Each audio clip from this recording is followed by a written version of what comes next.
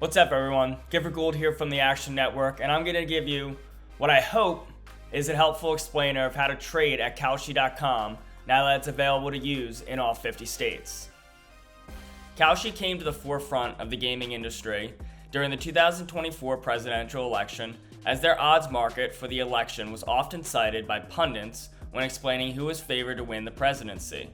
Now, Kalshi is once again making headlines as they are the first platform to allow users to play sports trades in all 50 states.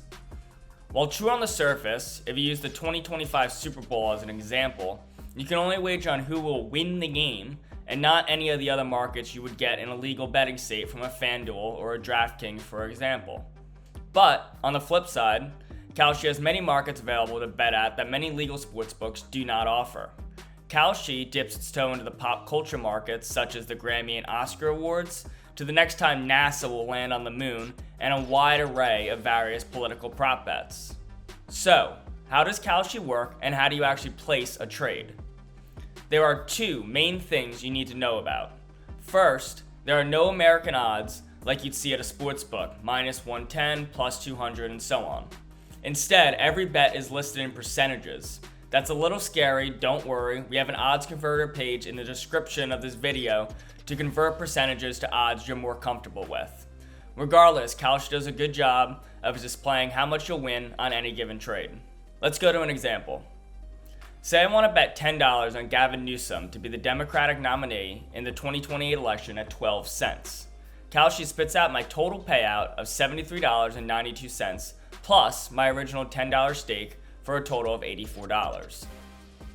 The second thing you must know is how to trade in and out of positions for profit or to eat a loss, very much like the stock market. You don't have to ride every trade until the end. You could make a trade, watch the value increase, and then sell it for a profit.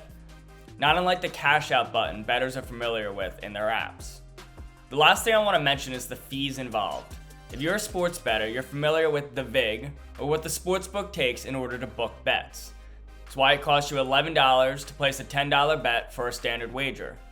Kalshi collects fees. Those fees differ depending on the price of the market you're betting in, as you can see in this chart here. If you bet on long shots or heavy favorites, you'll pay less.